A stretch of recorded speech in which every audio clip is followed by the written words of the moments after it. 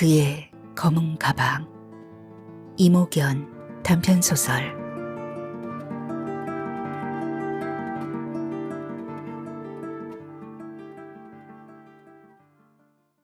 쫑쫑 썬 김치에 참기름을 듬뿍 넣는다. 밥을 퍼담고 주걱으로 비빈다. 방금 밥 한 그릇을 비웠건만 입안 가득 침이 고인다. 그가 그랬던 것처럼 숟가락이 넘치도록 밥을 퍼 입으로 가져갔다. 입가에 붙어있는 밥풀이 느껴졌다. 그의 입가에도 늘 밥알이 붙어 있었다. 그는 입 주변에 무언가 붙어 있는 걸 느끼지 못하는 사람이었다. 입 닦으라고 눈치를 주는 나를 그의 부모들은 나무랐다. 저 밥풀에 복이 들어있는 거다. 그 덕에 우리 식구 밥 굶지 않는 거야. 나는 그 말에 반항하듯 입가에 붙어있던 밥알을 얼른 떼어 먹었다. 그날도 그가 올 시간에 맞춰 상을 차렸다. 식탁 위에 수저를 놓으며 전기밥솥에서 취사가 완료되었다는 소리를 들었다. 밑반찬을 놓고 난 후 끓여두었던 국솥에 불을 올렸다. 시린 겨울을 견딘 봄동 된장국이 매콤하고 달큰한 냄새를 풍겼다. 그는 봄동으로 끓인 된장국을 유난히 좋아했다. 시계를 보지 않아도 몸이 시간을 기억했다. 이 시간이면 현관문 열리는 소리와 함께 다녀왔습니다. 라는 그의 높낮이 없는 목소리가 들려야 했다. 30여 년간 지속되어 온 우리 집 저녁시간 풍경이었다. 남편의 별명은 땡칠이었다. 뭔가 어긋난 것 같아 흘낏 시계를 보니 평소보다 5분이 지나 있었다. 이 된장국 한 그릇이 집으로 돌아오게 만든다고 하던 그였다. 더 졸기 전에 국솥에 불을 끄고 그를 기다렸다. 사무실로 전화를 걸어볼까 망설이며 10분을 보냈다. 사무실에서는 다른 날과 마찬가지로 일찍 퇴근했다고 했다. 다른 날과 마찬가지로요? 내가 묻는 말에 사무장은 의아하다는 듯이 물었다. 벌써 한 달 넘게 일찍 나가셨는데요. 어디 다른 곳을 들르시나? 사무장은 뭔가 아차 싶었는지 뒷말을 머뭇거렸다. 그의 차는 아파트 주차장에 세워져 있었다. 나는 그날 오후 문화예술사 강의를 듣기 위해 잠깐 집을 비웠을 뿐이다. 하지만 내가 없는 시간에 남편이 집에 들른 흔적은 없었다. 늘 집에 계시는 부모님도 남편을 보지 못했다고 했다. 문화예술사, 신문지 사이에 끼어온 백화점 전단지를 보다가 그런 강좌가 있다는 것을 알았다. 서양 철학사를 바탕으로 한 문화와 종교, 철학의 상관관계를 알아보고 각 시대 예술의 특징들을 살펴볼 수 있는 기회. 그동안 책에서 읽었던 철학이나 사상들은 읽을 때뿐 머릿속에 정리가 되질 않았다. 언젠가 그것들을 한 줄에 끼고 싶다는 생각을 하던 참이었다. 그 강좌에 마음이 쏠렸다. 들어보고 싶었다. 일주일에 한 번, 오후 2시에서 4시 사이, 어른들 식사 시간에도 걸리지 않았다. 내가 집 밖으로 나도는 걸 끔찍이 싫어하는 식구들이었다. 굳이 싫다는 걸 무릅쓰며 딱히 할 일도 없었다. 하지만 이번에는 하고 싶었다. 용기를 내 백화점 문화센터를 찾았다. 그때까지 그 강좌에 접수한 수강생은 나 하나뿐이었다. 수강생이 10명이 넘지 않으면 폐강이 될 수도 있다는 말과는 달리 한 달 후 그 강좌는 8명의 수강생으로 문을 열었다. 강사는 별로 개의치 않는 눈치였다. 이런 지방도시에 이렇게 고급스러운 과목을 고를 줄 아는 안목있는 수강생이 있다는 것만으로도 감사하다고 강사는 묘하게 말을 비틀었다. 자그마한 체구에 머리카락은 성글고 약간 배가 나오기 시작한 50대쯤 돼 보이는 남자였다. 자의식에 가득 찬 첫인상은 매우 교만하게 느껴졌다. 그러나 아는 건 많아 보였다. 그러면 되는 것 아닌가? 내가 필요한 건 나보다 잘난 사람들이 가지고 있는 방만한 지식이었다. 예상대로 첫 강의는 나의 지적 허영심을 만족시켜 주었다. 돌아오는 버스 안에서 나는 노트에 갈겨 쓴 글들을 흐뭇하게 바라보았다. 세계를 지적으로 파악하는 지성 5월 시대는 구석기 시대와 그리스 시대 그리고 르네상스이다. 지성에 대한 확신에 의해 감각 인식은 신에게서 벗어나 감성으로 세계를 볼 수 있게 됨. 경험 더하기 지성은 언어와 관념과 개념 형성.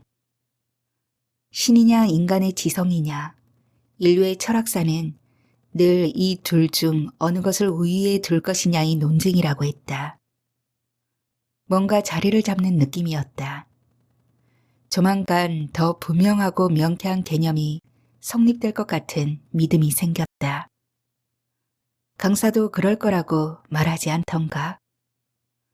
그의 해설을 곁들인 르네상스 시대의 그림을 보는 것만으로도 나는 교양이 풍부해지는 것 같았다. 사성구조니 입체감이니 하며 양념처럼 곁들여지는 해설은 말라버린 반찬에 기름을 친 듯 먹음직스러웠다. 니콜라우스 쿠지누스의 등거리론 이후 모든 존재는 신으로부터 같은 거리에 위치하게 됩니다. 이제 인간들은 신에 의해 선택되어지는 것이 아닙니다. 자, 이 그림을 보세요. 바뀐 슬라이드 화면에는 그림들이 올라왔다. 고야의 작품들이라고 했다. 처음 보는 것들이었다. 아니, 아마 본 적도 있었을 테지만 처음 내 눈에 들어왔다는 것이 맞을 것이다. 막대기를 들고 싸우는 사람들과 대라는 작품입니다. 이걸 보면 뭘 느낄 수 있습니까? 이것이 신에게 구원받은 인간들의 모습인가요? 아니지요. 신으로부터 버림받은 인간들의 처절한 모습입니다. 이제 인간들은 서로를 무너뜨리지 않으면 살 수 없게 된 것입니다. 이 그림을 보세요. 사막 한가운데 머리만 내놓고 헐떡거리는 이 개. 여러분과 저 개와 닮았다는 생각이 안 듭니까?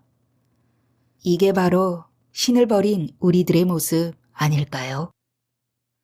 모든 문명사회는 수없이 많은 결정과 실패로 가득 차 있다. 이는 악습과 무지, 당연한 것이 되어버린 이기심으로 인해 널리 퍼진 편견과 기만적 행위에 의한 것이다. 고야가 했다는 이 말이 귀에 쏙 들어왔다. 악습과 무지, 당연한 것이 되어버린 이기심. 오늘날 그것의 희생양이 바로 나인 것 같았다. 나는 생각했던 것보다 훨씬 더 깊게 그 강자에 빠져버렸다. 아주 만족스러운 수업이었다. 문화센터를 나서다가 마주친 강사에게 먼저 말을 걸 정도였다. 이 나이까지 뭘 했나 몰라요. 수업을 듣고 나니 뭔가 꽉 차는 느낌이에요. 정말 감사합니다. 강의 때와는 달리 수줍은 얼굴로 강사는 말했다. 가장 연세가 많으신 것 같던데요. 그렇다고 겁먹지 마시고요. 이번이 마지막 기회라 생각하고 열심히 들으세요. 그는 해박했다. 특정 사조의 발생 배경을 설명하는 그의 입에서는 유럽 각국의 역사며 과학, 철학들이 줄줄이 따라 나왔다. 수업을 듣고 나면 나의 정신은 아우라에 쌓여 있는 듯 황홀했다. 충만하고 기꺼웠다. 돌아와서 들은 내용을 다시 노트에 쓰고 외우고 예습을 했다. 종일 방바닥만 쓸고 닦고 개수대 앞에서 콩나물 뿌리를 다듬고 끓이던 단순 노동으로 인해 바보가 된 것 같던 마음이 충일감으로 차올랐다. 겨울잠을 자던 나무에 물이 오르는 기분이 이럴 것 같았다. 그날, 그러니까 봄동국을 끓여놓고 남편을 기다리던 날도 바로 이 수업을 듣고 온 날이었다. 2달째로 접어든 수업은 여전히 나를 흥분시켰다.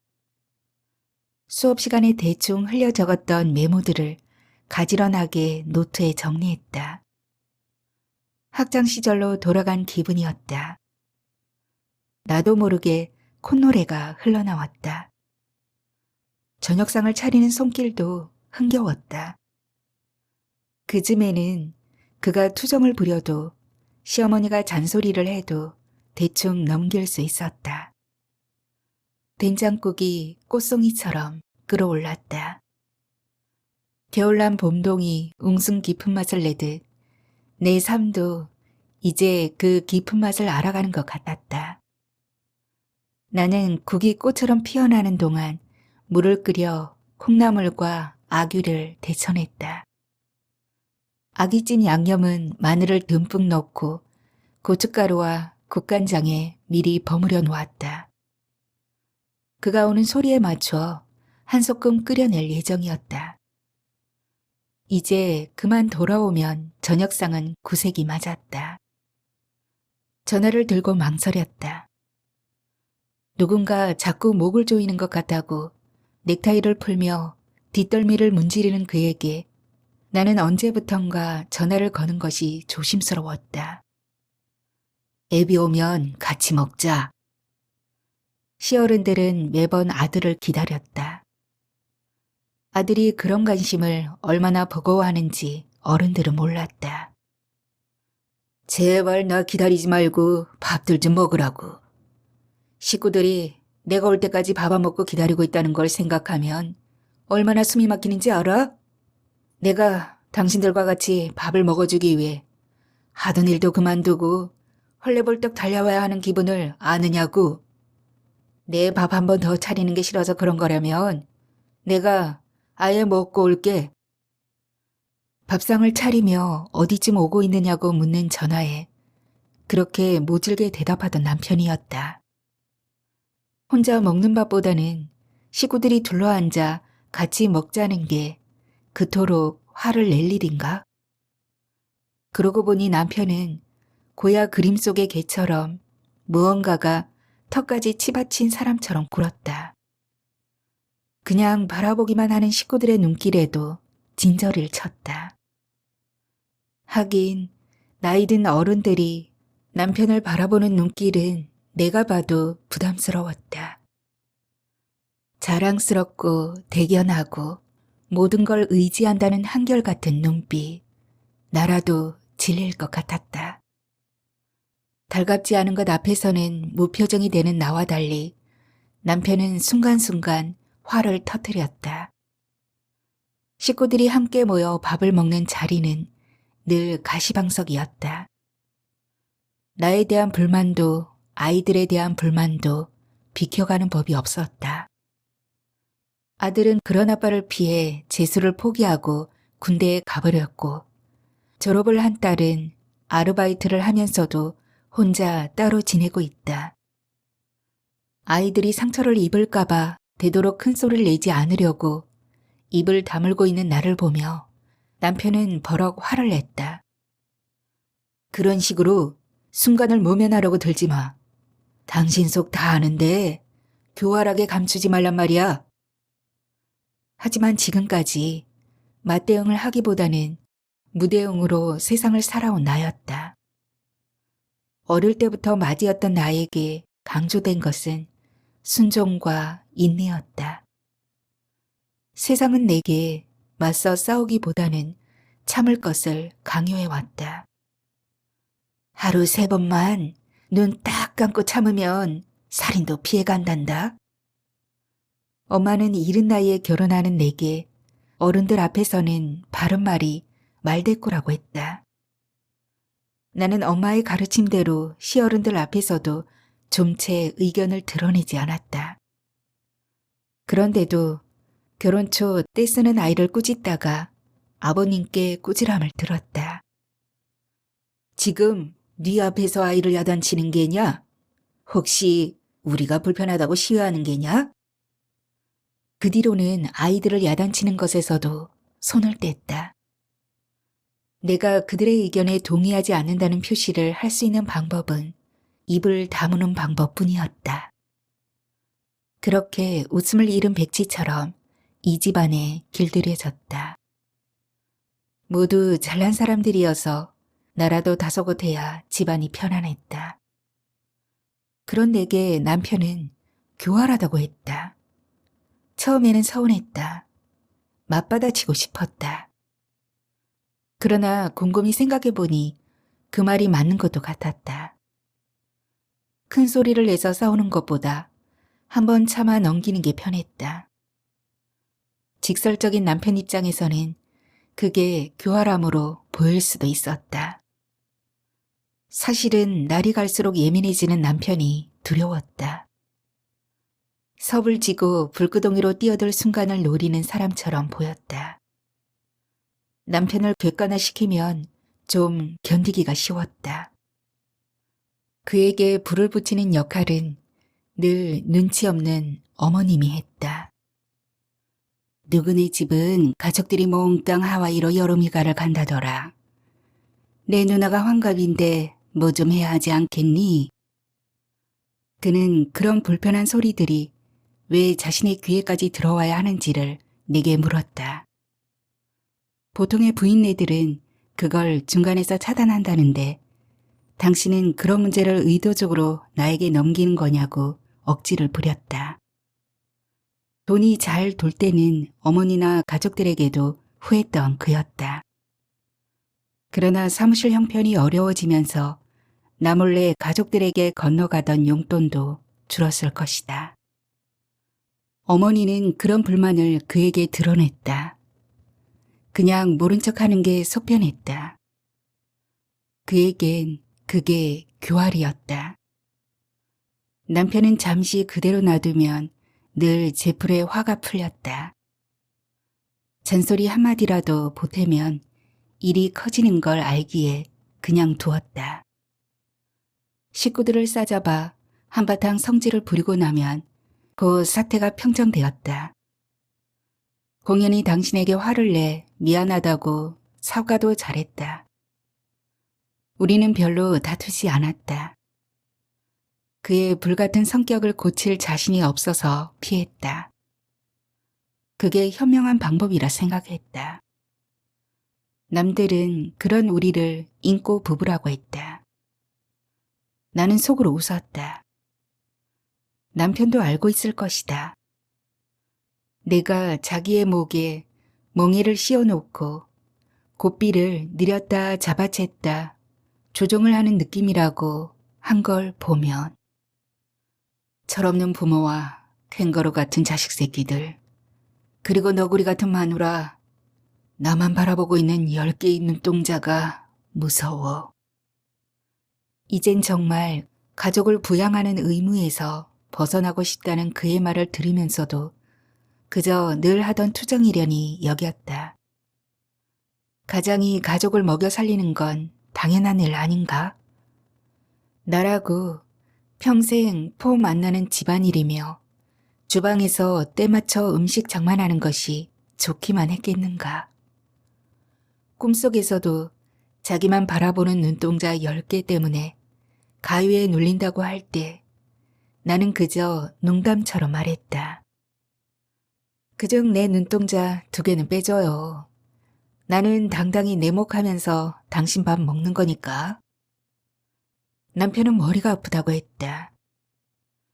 이유 없이 잠긴 목소리는 오래도록 풀리지 않았다. 담배도 끊고 병원을 찾아 종합검사도 받는 눈치였지만 병인은 찾아지지 않았다. 밤이면 식은땀을 흘리다 깨어나 앉아있곤 했다. 억울하다고 했다. 내가 보기엔 화병이었다. 왜 안 그렇겠는가? 나 역시 처진 볼에 핀 검버섯이며 불룩한 아랫배를 보면 억울했다. 반 넘어 흰머리를 볼 때마다 속이 상했다. 그러나 어떻게 할 것인가? 인생이 그런 거 아닌가? 그가 원했던 건 이런 체념 섞인 위로가 아니었다. 그런 공자 신하라 까먹는 소리 좀 제발 집어치울 수 없어? 이불을 뒤집어 쓰며 중얼거렸다. 점점 거칠어지는 남편을 보며 남자들도 갱년기 우울증이 있다더니 참 유별나게 앓는다고 여겼다. 이 또한 지나가리라. 책에서 본 구절을 떠올리며 순간을 넘겼다. 남편의 말대로 내가 그렇게 이기적이었을까? 저렇게 고야의 개처럼 사막에서 홀로 헐떡이는 사람을 두고 나는 정신적 만족이니 희열이니 하며 들떠 있었던 게 잘못일까? 존재감이 없던 나를 찾아 집 밖으로 나선 것이 이렇게 만든 것일까? 집을 나가기 전날 남편이 아끼던 술병을 딸 때까지도 나는 아무런 눈치를 채지 못했다. 친척들이 모이는 날에도 따지 못하고 아껴두던 양주였다. 술도 잘 마시지 못하는 남편은 독한 술을 한 잔 스트레이트로 마셨다. 이런 거 백날 진열장에 넣어두면 뭐래? 남 좋은 일만 시키지. 이제 뭐든지 아끼지 않을 거야. 금방 눈가까지 빨개진 남편은 눈을 희번덕이며 목소리를 낮추었다. 나 벌 받을 소리 같지만 이젠 정말 우리 엄마 아버지가 징그러워. 그들이 나를 볼모로 잡고 있는 것 같아. 당신도 내 부모 모신다는 위세로 나한테 그리 당당한 거잖아. 맞지? 다른 형제들 있으면 뭐래? 아무도 나의 고통은 거들떠보지 않는데. 나 엄마 아버지 팽개치고 달아나고 싶어. 당신에게도 떠듯하고 싶다고. 술을 한 잔 더 털어넣은 남편은 내게 화살을 겨누었다. 난 솔직히 당신이 무서워. 내가 이렇게 목이 절려 죽겠다고 벌써 몇 년째 호소를 하는데 어떻게 그렇게 꼼짝도 안 할 수가 있어? 나 식구들을 위해서 30년 넘도록 쉬지 않고 일했어. 그럼 이젠 좀 놔줄 때도 된 건 아닌가? 당신들이 흡혈귀 같아. 모두 다 나를 삐끼처럼 길거리로 내모는 포즈들 같다고. 그렇게 달가는 척하고 앉아있는 당신을 보는 것도 이젠 질렸어. 그럼 어떻게 하면 좋겠냐고 물어볼 수가 없었다. 울컥 치미는 서운함에 눈물이 나서 고개를 돌렸다. 어떻게 해달라는 것인가? 그가 그렇게 힘겹게 버는 돈 허튼데 쓰지 않고 아껴서 생활했고 남은 것은 통장에 넣어두었다. 다른 여자들처럼 춤바람이 나서 집 밖으로 나돌지도 않았고 노름이나 투기를 해서 빚을 진 적도 없었다. 그저 집안에서 어른들 챙기고 아이들 키우는 낙으로 버텨온 세월이었다.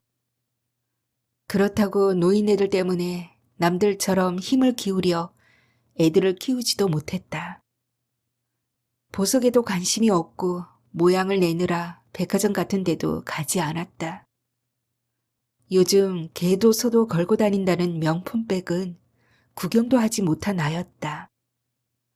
그런 내게 무슨 불만이 저리도 많단 말인가. 아니, 내가 누리는 호사가 있긴 했다. 어릴 때부터 소원했던 대로 머리맡에 읽을 책을 쌓아두고 있는 것. 연애할 때는 책 읽는 모습이 좋아 보인다며 책을 선물하던 남편은 이제 나의 그런 모습조차도 힘겨운 모양이었다. 명품을 사는 것보다는 책을 사는 나를 식구들은 대견해 할 줄 알았다.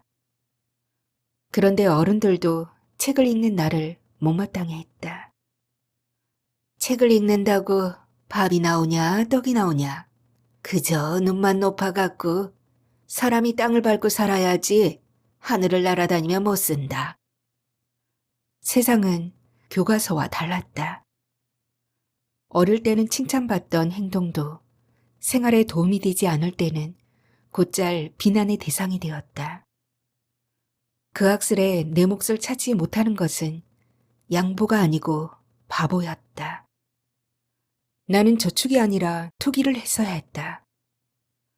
남편에게 해줄 말이 없었다.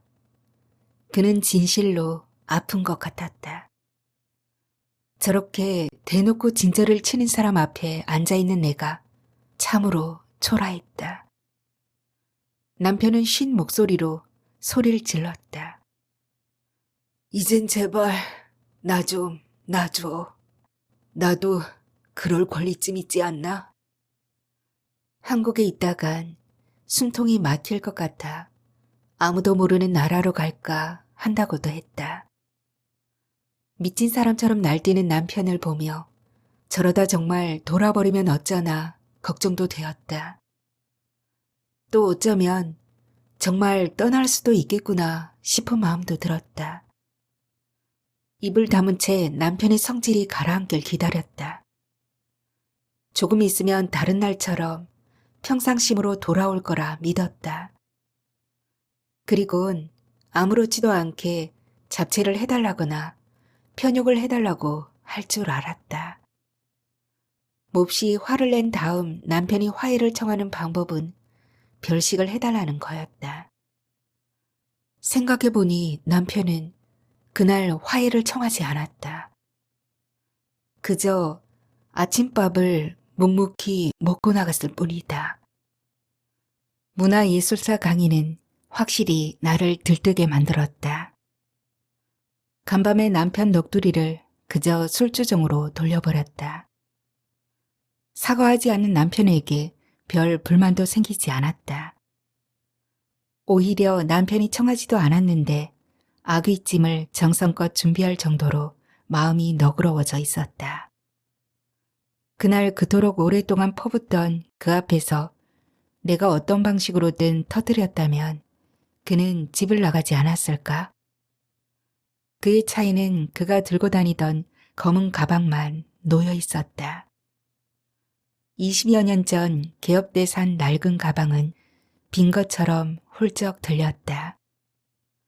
그와 함께한 세월이 한 톨도 묻어있지 않은 가벼움이었다. 급히 열어본 가방은 역시 텅 비어 있었다. 그 가방 안이 깊은 동굴처럼 적막했다. 가슴이 서늘해졌다. 무언가 한꺼번에 빠져나가는 느낌이었다. 그 가방 앞 주머니에서 남편 회사 로고가 찍힌 다이어리가 나왔다. 거기에 적힌 메모를 보면서 나는 그가 쉽게 돌아오지 않을 거라고 생각했다. 자신의 행동에 정당성을 부여하려고 했을까? 아니면 일찍 회사를 나와서도 할 일이 없어 무료를 달래려고 그랬을까? 그는 다이어리에 그간의 근황을 적고 있었다. 또 손이 저린다. 대체 원인이 뭘까? 막상 차에 올라앉았으나 갈 곳이 없다. 퇴근 시간 전에 사무실을 박차고 나온 것은 사무실을 연 지 20년 만에 처음 있는 일. 오후 내내 개미새끼 한 마리도 얼씬거리지 않는 사무실에 멀뚱히 앉아있는 것도, 사무장이 거래처 아가씨와 실없는 농담을 주고받으며 뭔가 정보를 캐내려는 것을 엿드는 것도 민망했다. 그런 상황에서도 눈치 없이 어린 여직원은 문자질을 하며 기득대고 미스 정은 인터넷 쇼핑 중이었다. 열이 확 솟았다. 이것들을 확 다 잘라버려. 오늘도 계정 휴업 상태다.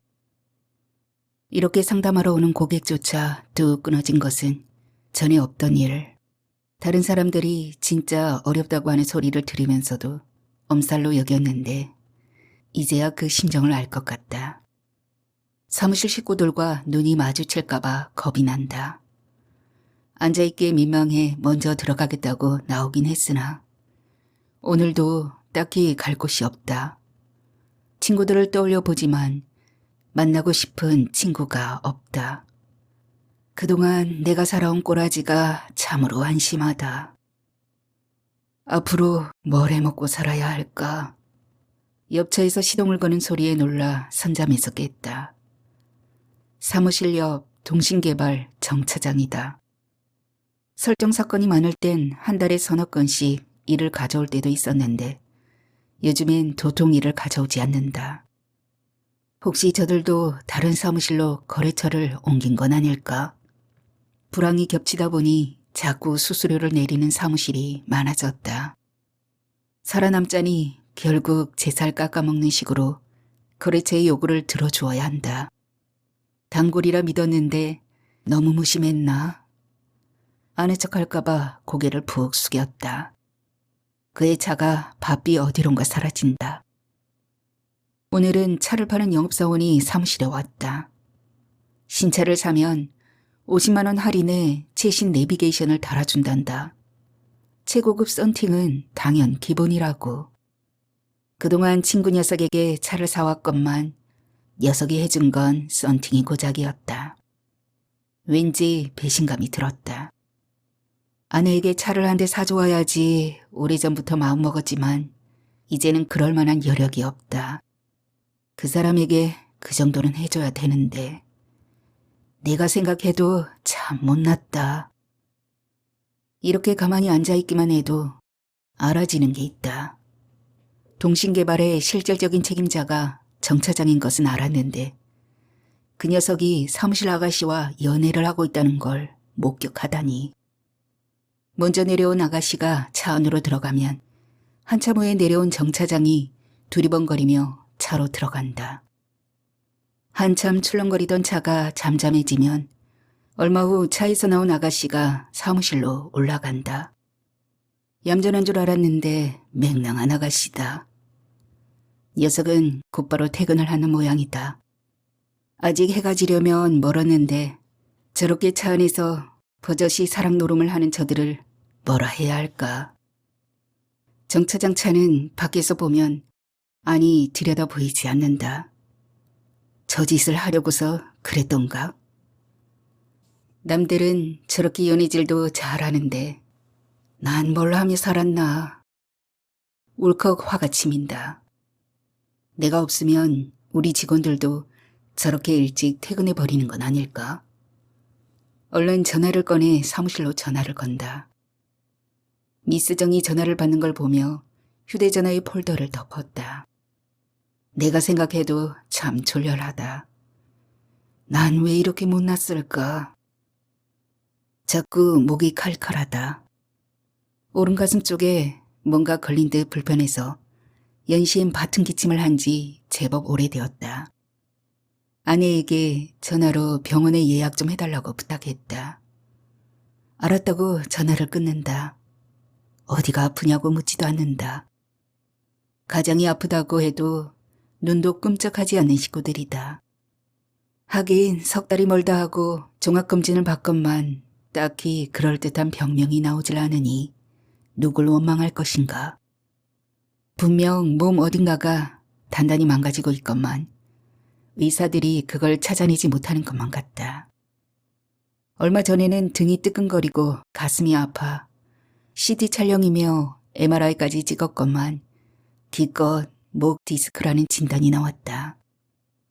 검사 결과를 들은 아내는 그럴 줄 알았다는 듯 아는 척을 했다. 열의 9은 목 디스크래.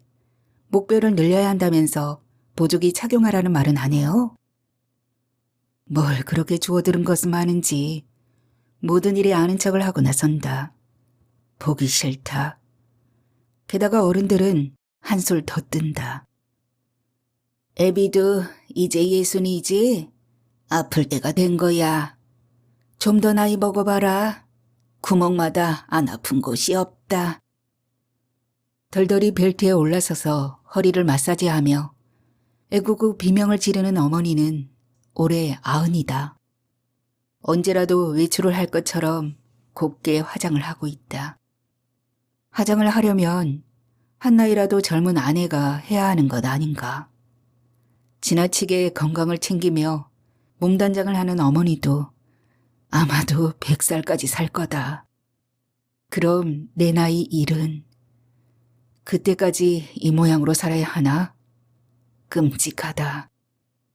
잇몸이 아프다고 틀니를 뺀 아버지는 거실을 점령한 채 늘 TV 볼륨을 한껏 올린다. 옆 사람 말조차 들리지 않는다. 이 세상에 미련이라곤 한 톨도 없는 듯한 표정으로 산발을 한 채 책 속으로만 기어들어가는 아내. 모두 이기적이다. 유령의 집이다. 담배를 45일 동안 피우지 않았다. 하지만 늘 자문한다. 내가 왜 굳이 담배까지 끊어야 하는가. 이 소리를 들으면 딸려는 대뜸 쏘아 붙일 것이다.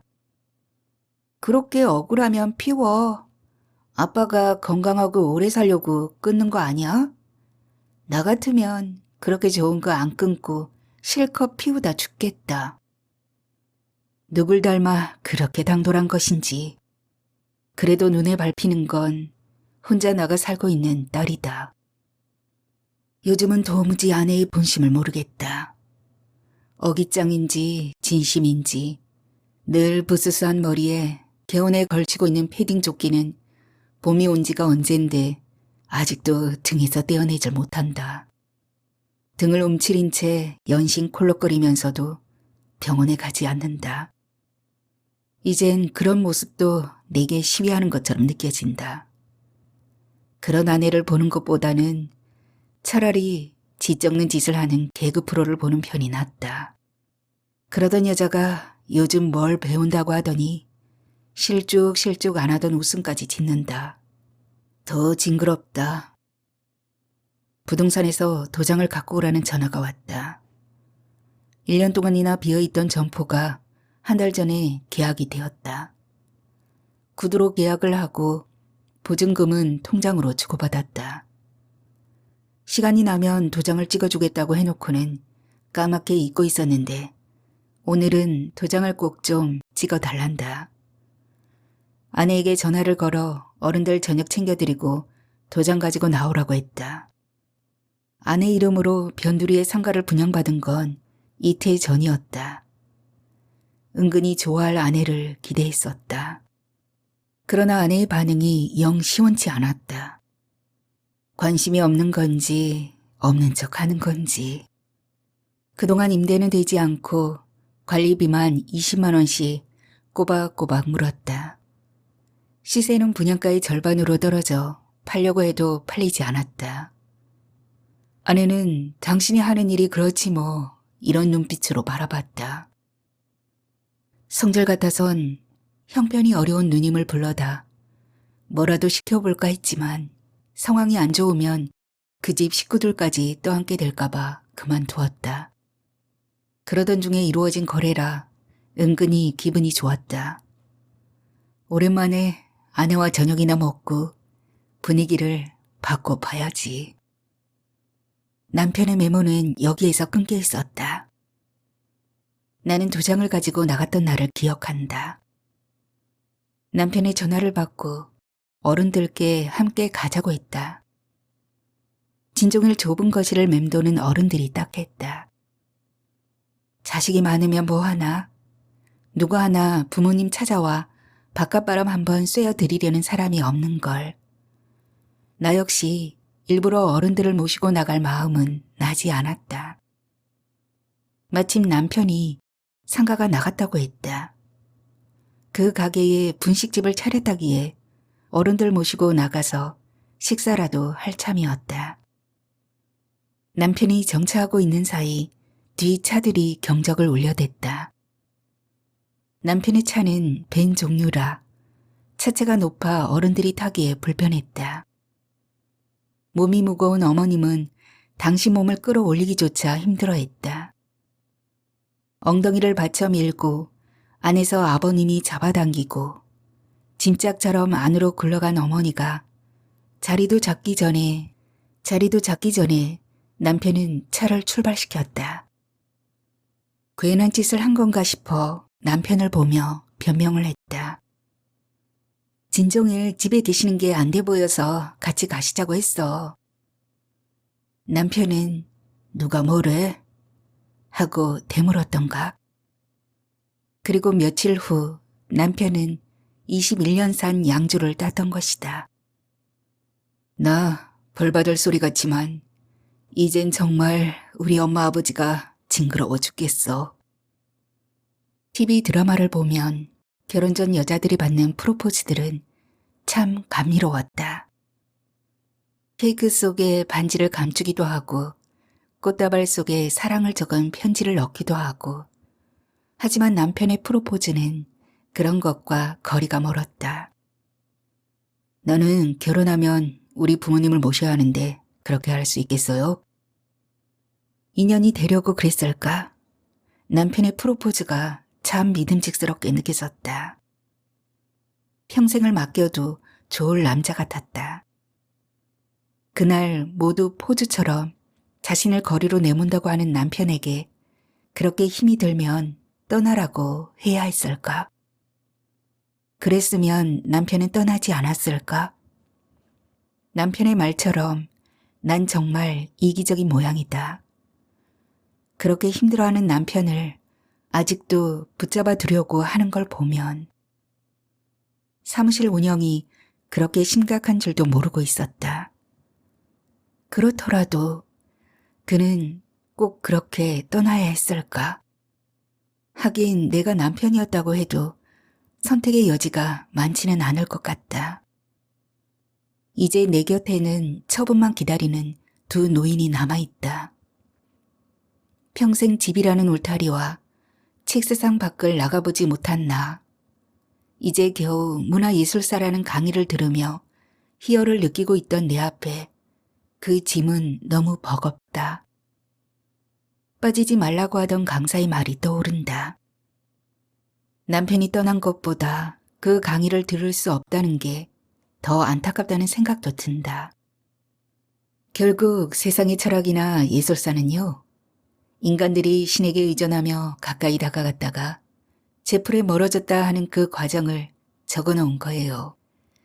신에게 가까이 가자니 자유를 저당잡혀야 하고 신을 멀리하자니 홀로라는 고독을 감당해야 하는 거지요. 그래서 외로운 겁니다. 신이 없다고 외치는 요즘 우리들이 이렇게 방황하는 건 당연한 거 아닐까요? 강사의 말에 우리를 대입해 본다.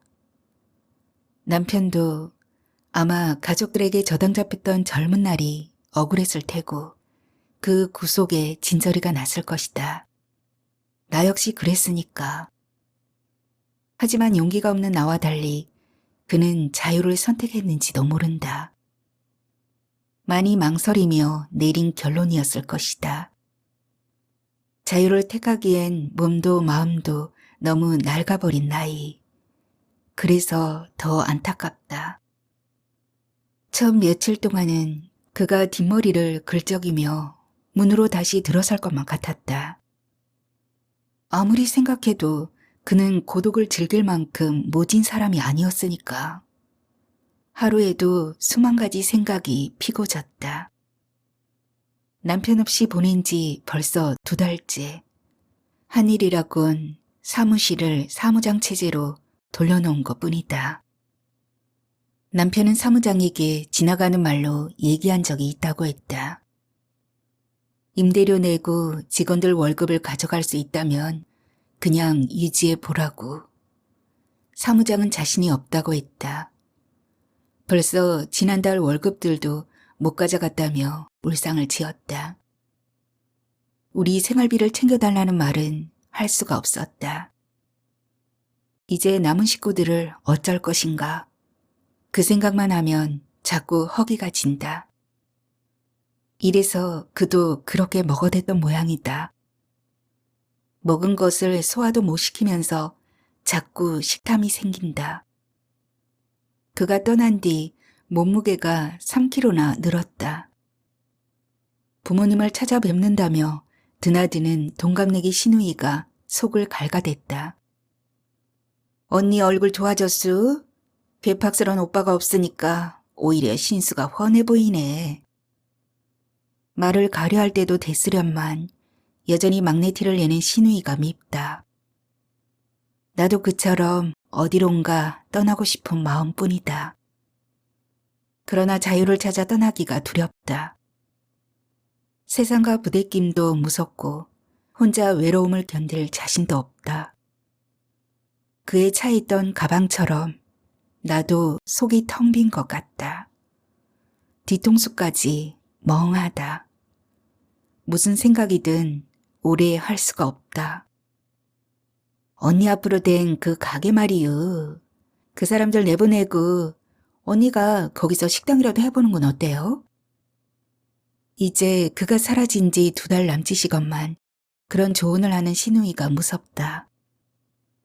옆에서 고개를 끄덕이며 동조하는 어머니가 잽싸게 숙주를 옮기는 기생충 같다. 남편도 이런 심정이었을까? 이전엔 식사 시간 때마다 어른들 방문을 두드리며 진지 잡수세요 고해야 했었다. 하지만 그가 사라진 후 어른들은 부엌에서 딸그락 소리가 나면 부르기도 전에 식탁에 나와 앉는다. 사내가 부엌에 드나드는 게 아니라던 평생의 지론과 달리 아버님은 숟가락을 놓고 냉장고에서 김치 그릇을 꺼내 나른다. 허리가 아픈 어머니가 당신 대신 나를 도와주라고 했단다. 된장찌개에 두부조림 한 접시뿐이건만 밥상에서 하던 어머니의 음식 타박이 사라졌다. 이 모든 변화들도 무섭다. 식사를 마친 어머니가 틀니를 빼내 혀로 널름널름 닦는 것도 무섭고 김치 보시개의 뚜껑을 덮는 아버님의 손이 떨리는 것도 무섭다.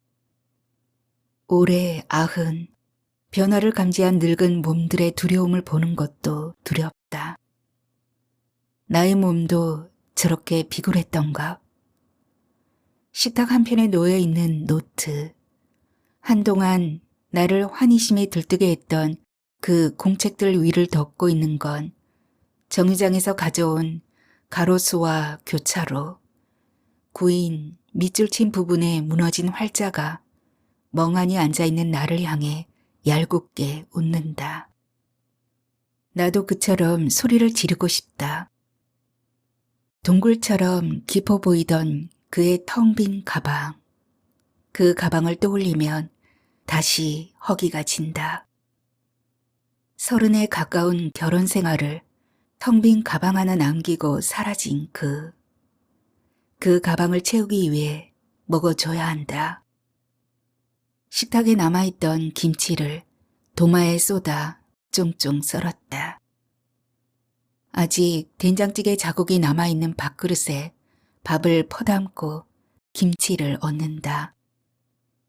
참기름을 듬뿍 치고 나면 개처럼 입에 침이 고인다.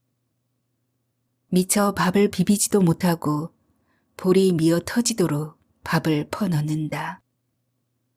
터져 나올 것 같던 비명이 목구멍으로 밀려 들어간다. 더 크게 뜬 밥숟가락으로 불안을 틀어 막는다. 거실 구석에 놓인 검고 낡은 그의 가방을 노려보면서